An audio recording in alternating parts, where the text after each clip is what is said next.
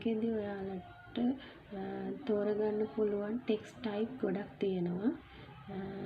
මේකෙදි මම එක ටෙක්ස්ට් ටයිප් එකක් භාවිතා කරන්නම්. මෙන්න මෙහෙම බැලුවොත් ඔයාලට ටෙක්ස්ට් ටයිප් ගොඩක් තියෙනවා.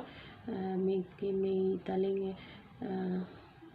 ක්ලික් කරලා බැලුවොත් ඔයාලට විවිධ ටෙක්ස්ට් ටයිප් හම්බ වෙනවා.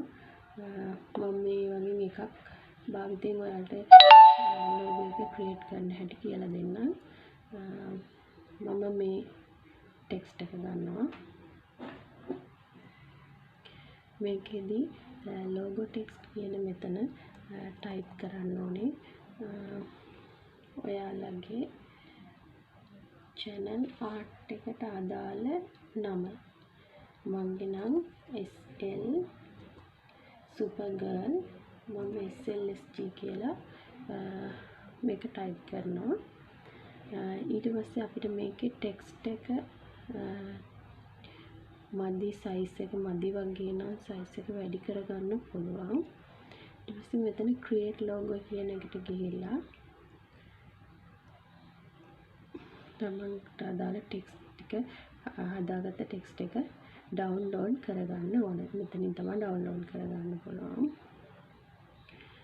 මේක ඩවුන්ලෝඩ් කරගත්තට පස්සේ අපි යනවා තවත් වෙබ්සයිට් එකකට. ඒක තමයි www.footer.com footer.com කියන වෙබ්සයිට් එකට.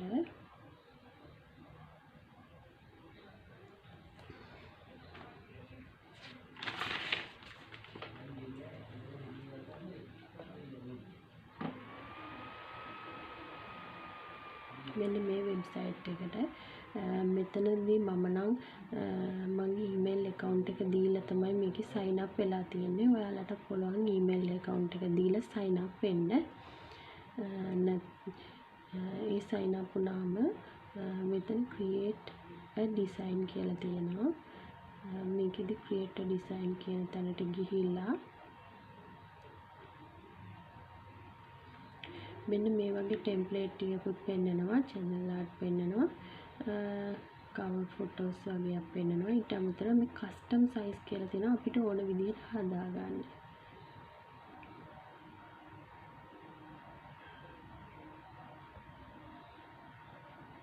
මේකෙදි මේ custom size එකට අපි මම නම් දෙනවා 400 වැඩි කිරීම 400.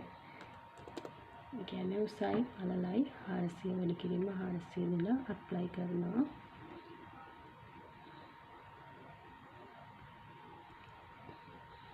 මේ apply කරාට පස්සේ මේ වගේ ටෙම්ප්ලේට් එකක් තමයි එන්නේ.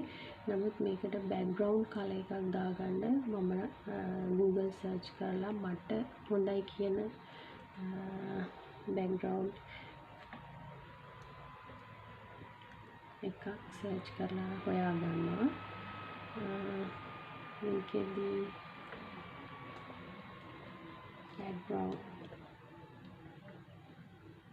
background images කියලා එකට ගිහිල්ලා මෙතන විවිධ images තියෙනවා. තමන්ට ඕන කලර් එකකින් හොයාගන්න පුළුවන්. black වලින් නම් black වලින්, blue නම් blue වලින්, pink වලින් නම් pink වලින් නැත්නම් වෙනත් විදියකට මම මේ වගේ එකක් තෝරගන්නවා.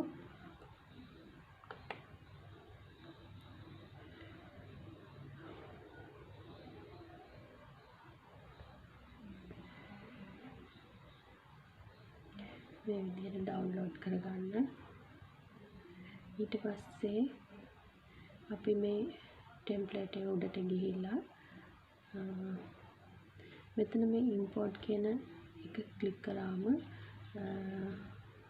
ඔයාලට පුළුවන් ඔයාලා ගත්ත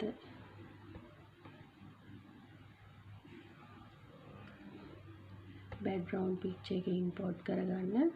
ඊට පස්සේ අමතරව තව ඔයාලා හදාගත්ත logo එකට අදාළ නම type කරගත්ත එක ඔයාලට පුළුවන් මේකට import කරගන්න. ඊට පස්සේ දැන් අපි මේ ලෝගෝ එක හදන්න මේක drag and drop කරන්න පුළුවන්. ඒකලා මේක දැන් අපිට ඕන size එකකට මෙහෙම adjust කරලා ඇදලා හදන්නත් පුළුවන්. එහෙම නැත්නම් මේක select කරලා මෙතන තියෙනවා set as background කියලා. ඒක click කරාම background එක set වෙනවා.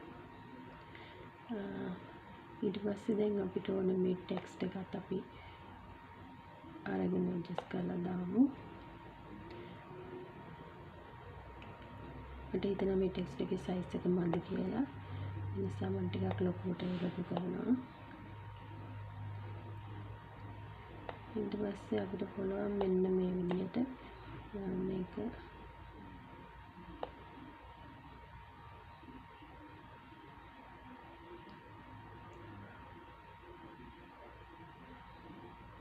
rotate කරන්න පුළුවන්.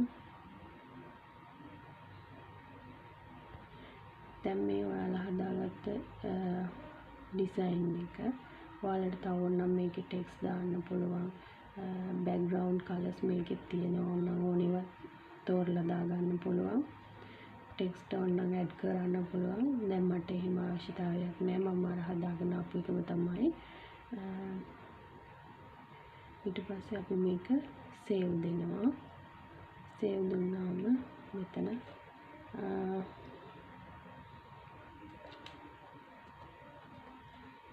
අපි එකට නමක් දෙමු.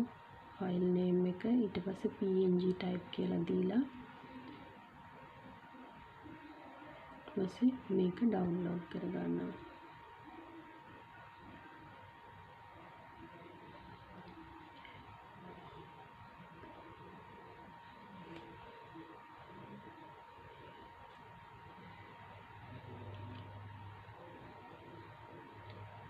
හරි දැන් මම මේක ඩවුන්ලෝඩ් කරගත්තා.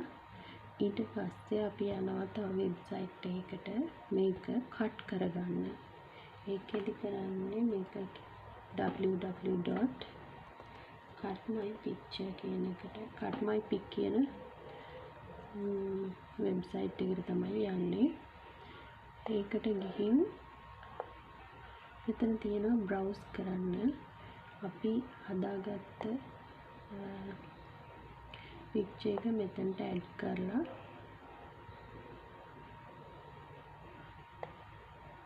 මේක මෙතන go කියලා දෙනවා.